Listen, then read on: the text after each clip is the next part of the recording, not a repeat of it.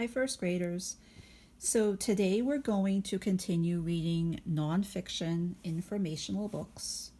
And remember that a nonfiction informational book is a book that gives true information and facts. This book is called Best Foot Forward, Exploring Feet, Flippers, and Claws. And it's written by Ingo Arndt, and he also took the photographs that are in this book. So he both wrote the book and took the photographs.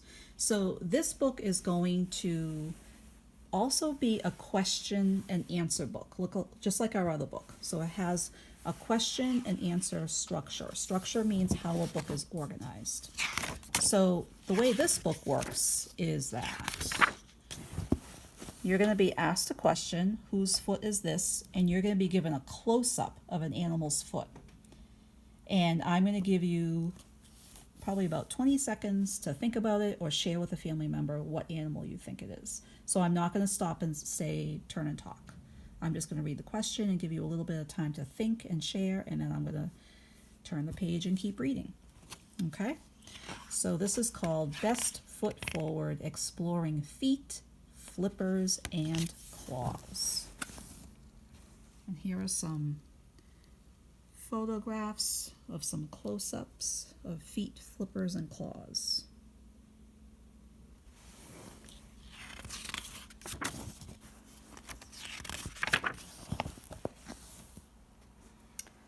Whose foot is this?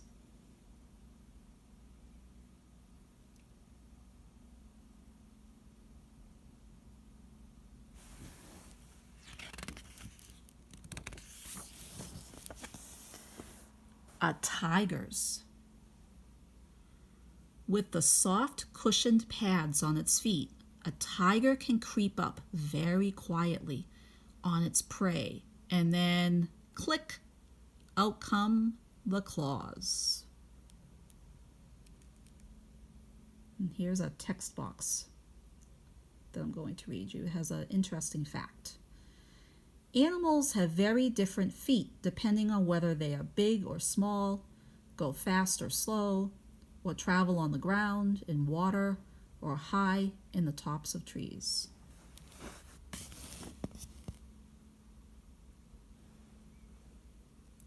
This is the foot of a copse snail. Its wave-like motions enable the snail to crawl across a meadow. With this foot, the long-horned beetle can climb tree trunks and branches. The hairs on the underside of the foot keep it from slipping off. This is the giant foot of an elephant. Since an elephant is so big and heavy, the soles of its feet are soft and springy to help cushion its walk.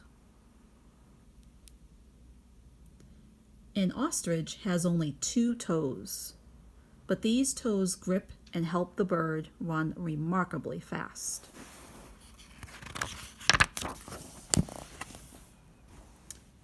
Whose foot is this?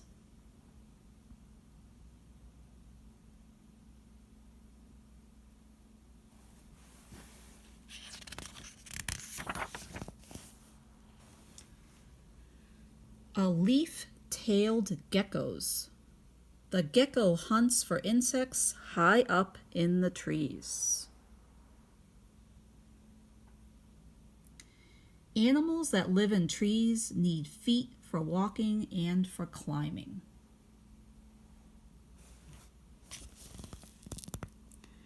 The red-eyed tree frog climbs the trees of the rainforest. It uses its toes to grip onto branches and even onto leaves. Another gecko, the tokay, has ribbed toes that cling to smooth surfaces so it can climb up walls and walk along the ceiling.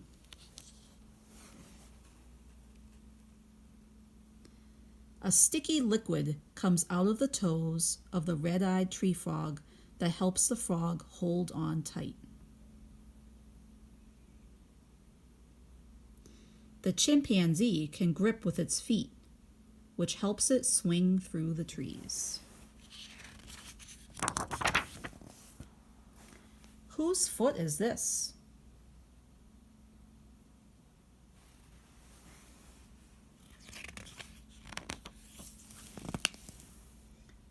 A duck's.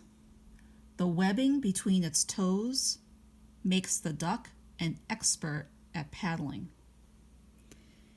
Animals that swim need feet that help propel them in water. This is the back foot of the Australian freshwater crocodile. The webbing helps the crocodile climb up slippery, muddy riverbanks.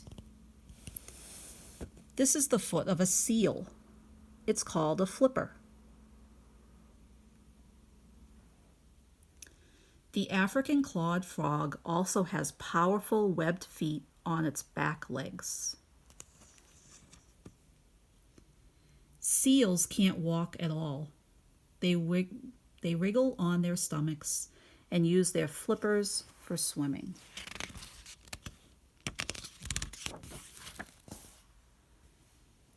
Whose foot is this?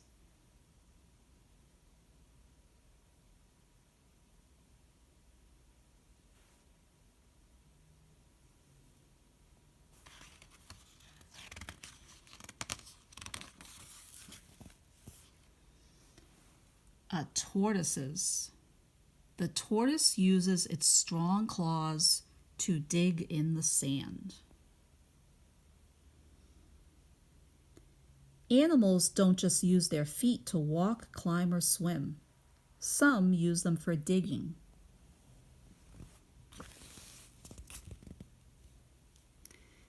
The mole's feet are like strong shovels with long, flat claws. They are perfect feet for digging long tunnels under the ground.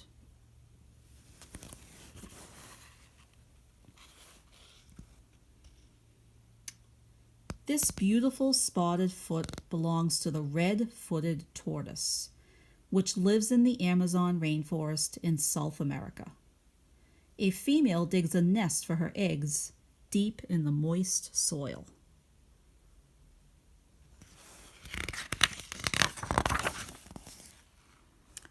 Whose foot is this?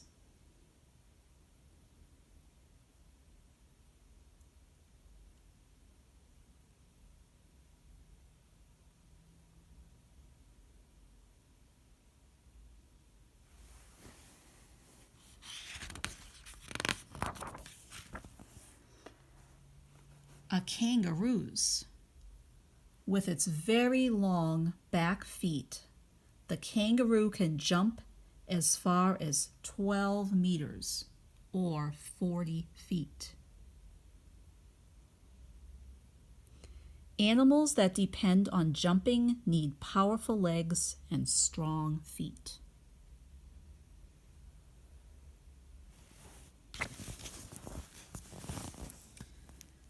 The snow hare can also jump fast and far.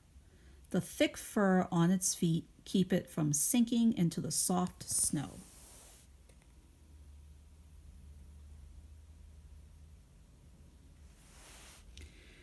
With its clingy toes, the squirrel is a very skillful climber. Strong back legs and feet help it spring from tree to tree.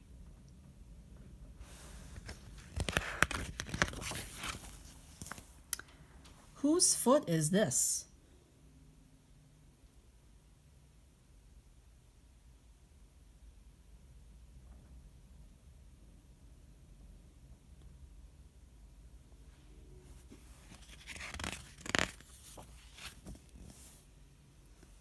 A lobster's.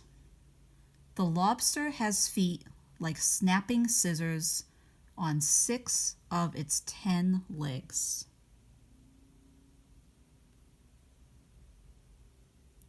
Feet can be quite extraordinary.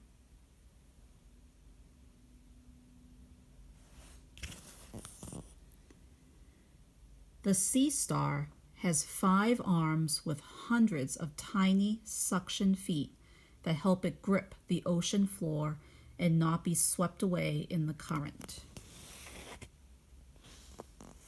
Short, stubby legs help this death's head hawk moth caterpillar climb up plants to find good leaves to eat.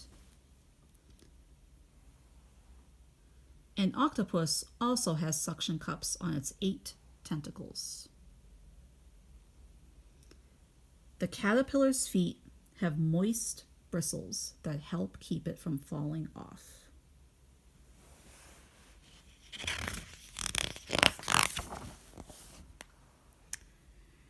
So lots of informational books have an index, and an index is all of the important parts or important words, and they're all in ABC order. And it also gives the page that it's on. So if you want to read more about, let's say, elephants, here's elephants, so you would turn to page 9. So that's what an index is, for you to find information quickly. You look up the word, find the page, and then you can flip back to that page. Okay, so here's another foot. Whose foot is this?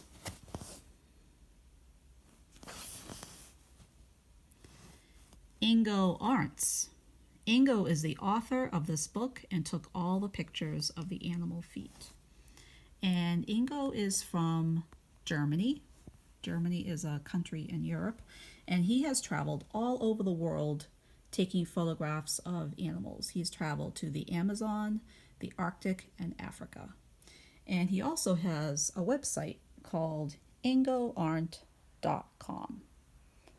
So if you want to look at this website, I'm actually going to show it to you in a minute, but if you want to have this for yourself, you can pause the video and copy down ingoarndt.com. So it's right there. That's what you would copy down. ingoarndt.com. Okay, so I hope you learned a lot in this book. I know I learned a lot of facts in this book. Before we end, though, I want you to check out the author and the author and the photographer of that book, Ingo Arndt. So I want you to check out his website. So again, you go to ingoarndt.com, and there's 2 parts that I looked at that I thought are really interesting. So if you go up to the top and click on portfolio, click on that.